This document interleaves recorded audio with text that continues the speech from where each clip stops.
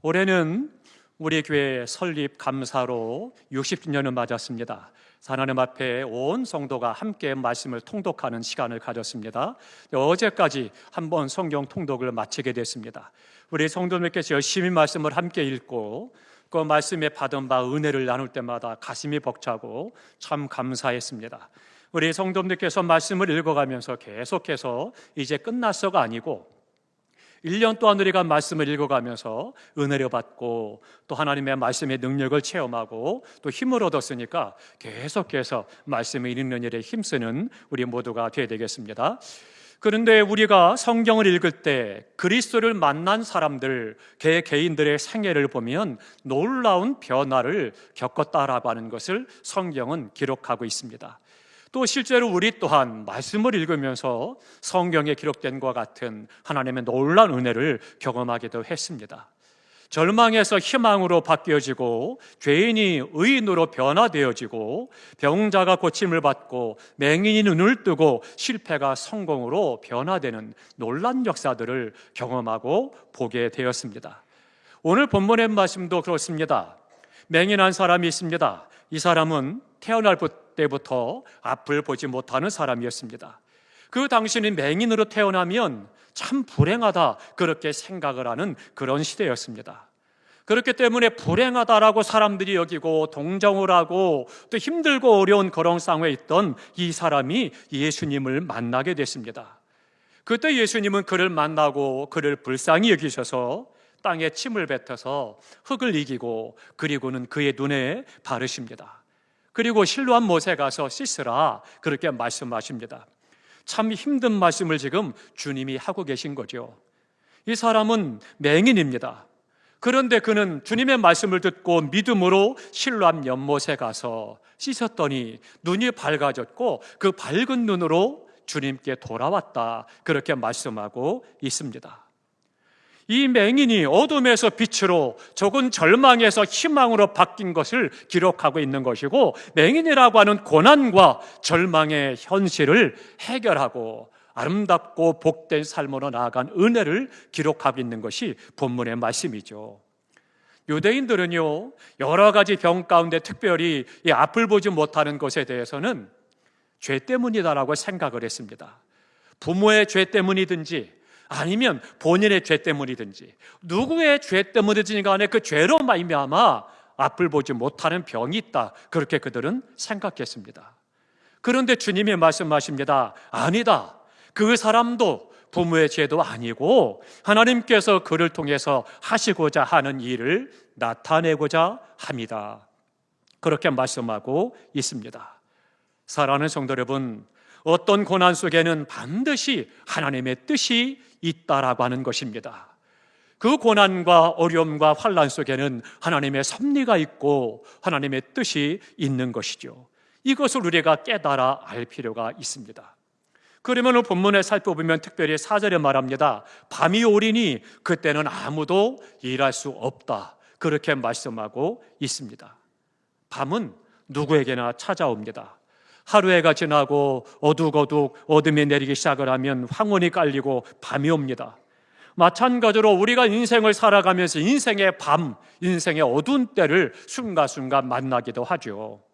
그 인생의 밤은 하던 일이 갑자기 안 된다라든지 실패했다라든지 절망이라든지 큰 병이 찾아왔다라든지 좌절한다라든지 이러한 것들이 바로 인생의 밤이 되는 거죠.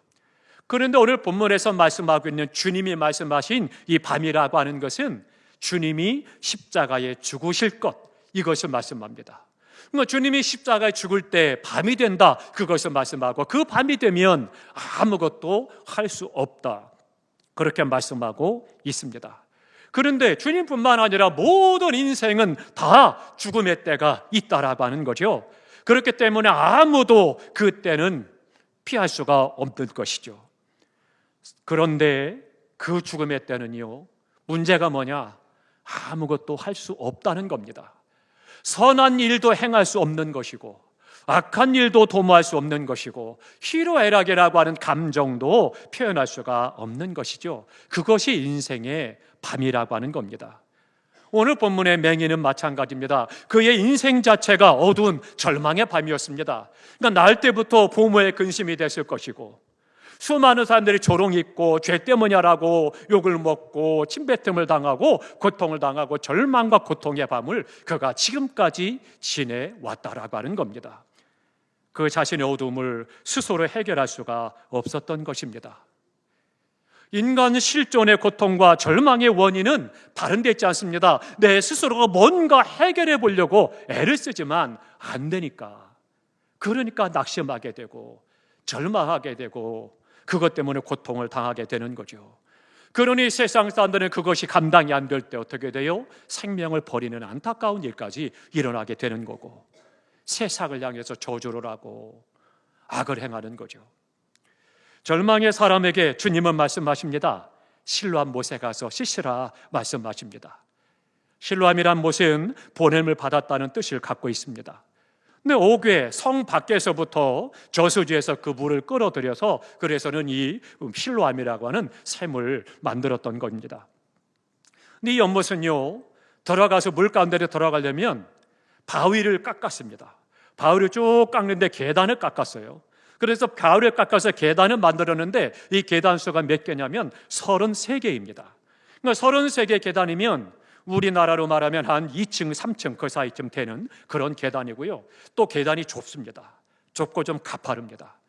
그런데 그 계단에 주님은 말씀하신 거예요. 가서 실로암 못에 가서 씻으라는 거예요. 건강한 사람도 33개 계단을 내려가서 그 좁은 계단을 내려가고 가파른 계단을 내려가서 물을 길러서 올라오는 것이 힘든 상황인데 하물며 앞을 보지 못하는 사람, 그 사람에게 주님은 말씀하시는 거예요. 실로암 못에 가서 씻으라.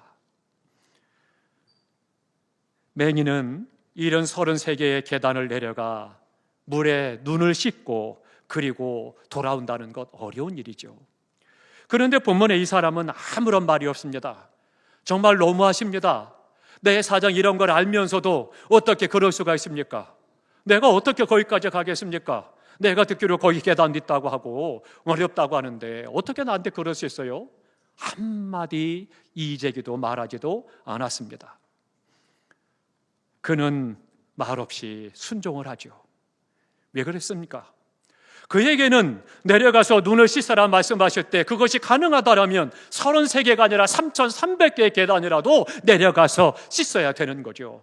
그러니까 그 마음에 그만큼 인생이 얼마나 고통스럽고 힘들었는가. 그러니 앞으로 지금 내 들려지는 것, 손에 잡히는 것 없지만 순종하는 거죠. 그러니까 내려가서 그리고는 물에 씻고 그가 눈이 밝아지게 됩니다. 그러면 이 사람이 어떻게 했습니까? 첫 번째 보면은요, 이에 가서라고 말씀을 합니다. 이 맹인은 주님이 말씀하시니까 갔어요. 왜 갔느냐? 가라는 사람이 있는 거예요. 누가 가라고 했어요? 주님께서 가라고 하셨기 때문에 이 맹인은 그 주님의 말씀에 순종해서 갔다는 거죠. 이게 중요한 겁니다. 누가 보냈느냐? 누구의 말씀에 순종하느냐? 이게 중요하다라고 하는 거죠. 누가 가라고 했고 누가 보냈느냐? 실로암 못에 1000번, 10,000번 가서 아무리 눈을 씻는다라고 해서 그 사람이 눈이 밝아지느냐? 그렇지 않습니다. 주님께서 말씀하셨기 때문에, 주님이 말씀하셨기 때문에, 그렇기 때문에 그가 간 것이고 가서 씻을 때 눈이 밝아지는 은혜를 경험하고 기적을 경험한 것입니다. 주께서 가라고 말씀하실 때 가야 되는 거죠. 아무리 조선을 손이 닳도록 빌고 합장을 하고 빌어도 그래도 눈이 떠지는 것은 아닙니다. 주님께서 말씀하실 때 순종함으로 그의 눈이 밝아진 거죠. 본문의 맹인은 믿음이 있었기 때문에 실로암까지 갈 수가 있었던 것입니다. 사랑하는 성도 여러분, 오늘 나의 고통과 고난 중에 주님의 말씀에 순종할 수 있는 믿음이 있기를 주님의 이름으로 축원합니다.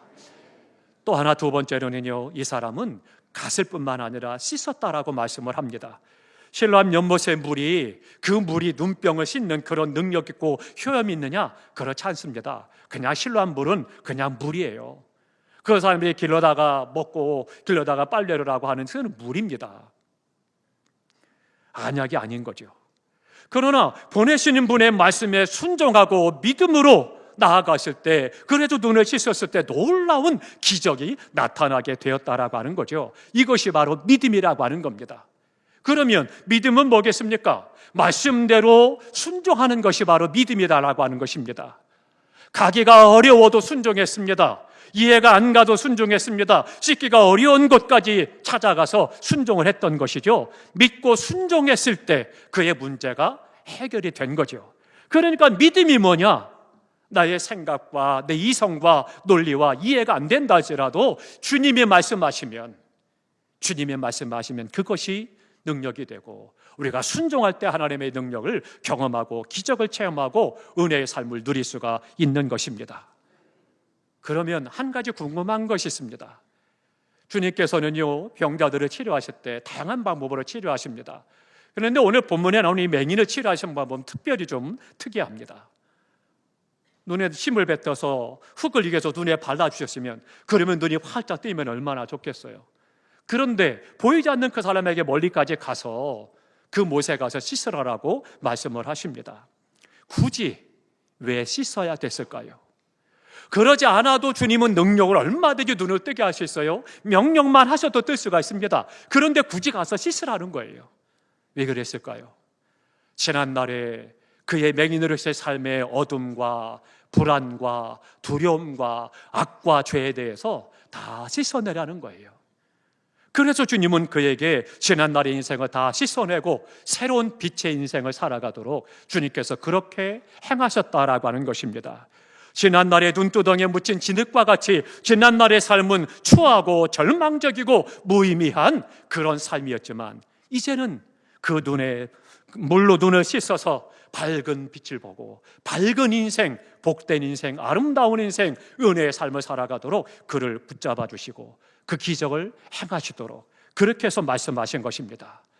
지난날의 의미 없는 생을 다 씻어버리고 이제는 주님 안에서 새롭고 은혜 있고 복된 삶을 살아가도록 보여주는 거죠. 우리도 마찬가지입니다. 우리도 씻어내야 된다는 겁니다. 내 안에 교만과 불안과 혹은 절망과 두려움과 염려와 악한 것들을 다 씻어내야 되는 겁니다. 그러면 무엇으로 씻어야 되겠습니까? 계시록 7장 14절에 보니까 환난과 고난 가운데 승리하고 나오는 큰 무리가 있는데 그들은 흰옷을 입고 있더라, 그렇게 말씀하십니다. 그러면 이들이 누구냐? 어린 양의 피에 그 옷을 씻어 희게 한 사람이다 말씀합니다. 이들이 곧 승리한 그리스도인이라는 거예요.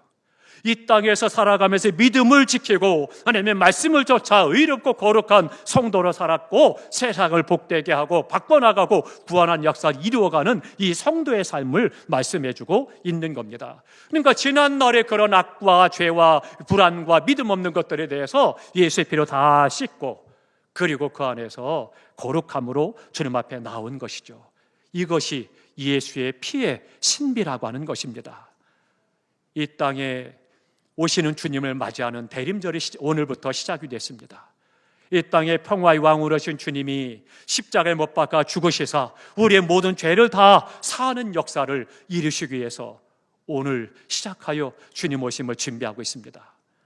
사랑하는 성도 여러분, 어린 양 되신 예수 그리스도를 믿고 주님이 흘려주신 십자가의 피를 믿으면 그 어떤 죄라도 다 용서함 받고 흰눈처럼 희게 하시고 사함을 받으심을 믿으시기 바랍니다. 그렇기 때문에 주님의 죄를 지시고 십자가에 죽으심으로 나의 과거의 죄, 오늘의 죄, 미래의 죄까지도 다 용서해 놓으셨기 때문에 우리는 그 안에 자유함을 얻을 수 있고 그 비결이 예수의 피로 씻음받는 회개가 되는 것입니다. 어린 양의 피로 우리의 모든 죄가 다 씻음받아서 참 자유함을 누리고 그 안에서 감격과 기쁨이 있는 은혜의 삶을 살아갈 수가 있는 거죠. 너의 죄가 주홍같이 붉달지라도 먹보다도 더 검달지라도 흰눈과 양털같이 희게 하겠다라고 이사야 1장 18절에 말씀하고 있습니다. 어린 양 예수의 피로 우리의 모든 죄를 씻음받아야 되는 것이죠. 그러니까 하나님 주님께서는 이 사람이 그 사람의 죄도 아니요 부모의 죄도 아니요 이제 그의 지난날의 인생의 연약한 것과 부족한 것과 죄악된 것들을 다 씻어내도록 하기 위해서 실로암못에 가서 씻으라 말씀하신 것이죠. 하나님의 뜻과 섭리가 그가 앞을 보지 못하는 기간 동안 있었다라고 하는 것입니다. 사랑하는 성도 여러분, 오늘 나의 고난 속에 하나님의 역사를 이루어는 믿음이 되시기를 주님의 이름으로 축원합니다. 오늘 내가 당하는 어려움, 환난과 시험과 고난이 있지만 오히려 그것을 통해서 하나님의 뜻이 이루어지고 하나님의 섭리가 이루어짐으로 영광스러운 성도의 삶이 되는 것입니다. 마지막 또 하나는요, 밝은 눈으로 왔다, 그렇게 말씀하고 있습니다. 오늘 본문을 아무리 읽어봐도 주님께서 야, 너가 가서 씻으면 눈이 밝아질 거고 그러면 내게로 와라, 그렇게 말씀하지 않았습니다. 그냥 가서 씻으라라고 말씀을 합니다. 근데 이 사람이 가서 씻었더니 눈이 밝아졌어요. 그랬더니 주께로 돌아왔다, 그렇게 성경은 기록하고 있습니다. 이것은 무슨 얘기냐? 이 사람의 결단을 말하는 겁니다. 내가 하나님의 은혜를 받고 보니, 구원의 은혜를 받고 보니 너무나도 감격스러워서 새로운 인생을 살아가는데 주님 앞에 나와 하나님의 주님의 뜻대로 말씀대로 살기로 결단하는 것을 말씀해주고 있는 거죠. 다른 곳으로 가지 않았습니다. 가라고 보내심을 받은 실로암으로 갔습니다. 돌계단을 내려가기 힘들어도 더듬거리며 굴러떨어질 위험이 있어도 내려가 씻은 이 사람의 은혜를 받았던 거지요. 사랑하는 성도 여러분, 이 사람은 주님 앞에 다시 돌아왔습니다. 우리가 순종할 때 하나님의 능력을 체험하고 은혜를 경험하고 그리고 그 은혜로 말미암아 다시금 주님 앞에 엎드려 하나님의 뜻을 따라 살아가는 헌신의 삶이 돼야 되는 거죠. 때때로 어려움을 만나고 문제가 생기고 고난이 오면 기도하죠. 그런데 하나님의 은혜로 해결이 되면 언제 그런 일이라는 듯이 다 잊어버리고 자기 마음대로 자기 편한 대로 자기 좋을 대로 살아가죠. 내 계획과 내 생각이 다르고 하나님의 뜻이 다르면 힘들어하고 그리고는 하나님에 대해서도 원망을 하고 불평을 하죠. 그리고 다른 사람을 정죄합니다. 아닙니다. 우리 주님은 우리에게 하나님의 놀라운 능력과 은혜를 인도하고 그리고는 그 안에서 우리가 믿음의 은혜를 받았으면 결단하기를 요구하시는 겁니다. 주님을 떠나면 죽음인 것입니다. 주님이 생명이시오 생명 그 자체가 되시기 때문에 우리가 주님을 떠나서는 아무것도 할 수 없는 것이죠. 요한복음 14장 6절에 말씀합니다. 내가 곧 길이요 진리요 생명이다라고 말씀하시고, 요한복음 15장 5절에는 나는 포도나무요 너희는 가지니 저가 내 안에 내가 저 안에 있으면 이 사람은 열매를 많이 맺느니 나를 떠나서는 너희가 아무것도 할 수 없다, 그렇게 말씀하십니다. 아무것도, 내 모든 인생의 전체를 말씀하고 있는 것이죠. 예수님을 떠나면 영혼도 죽고 육체도 죽는 것이고 주님을 떠나면 안 되고 떠날 수도 없는 것입니다. 사랑하는 성도 여러분, 실로암에 보냄을 받았던 이 맹인은 밝은 눈으로 주님 앞에 돌아왔습니다. 주님과 함께 살겠습니다. 주님의 말씀을 따라 살겠습니다. 결단한 거죠. 사랑하는 성도 여러분, 우리 주님이 내가 필요를 따라서 금나와라 뚝딱하는 도깨비 방망이가 아니라 나를 구원하셨고 내 삶을 영화롭게 하고 때로는 힘든 일 만나고 어려운 일 만나도 그 안에 하나님의 뜻을 이루어가며 영광을 받으시고 우리를 축복하시는 하나님이십니다.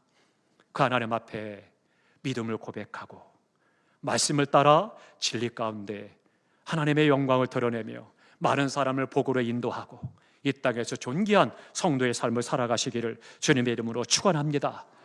잘 돼도 성공해도 복을 받아도 예수님, 어려운 일을 만나고 힘든 일을 만나고 때로는 실패해도 예수님, 결코 주님을 떠나서는 안 되는 것입니다. 오늘 본문의 이 맹인과 같이 다시금 주님 앞에 믿음을 고백하고 하나님의 말씀대로 살아가고 하나님께 영광 돌리는 승리의 삶이 되시기를 주님의 이름으로 축원합니다.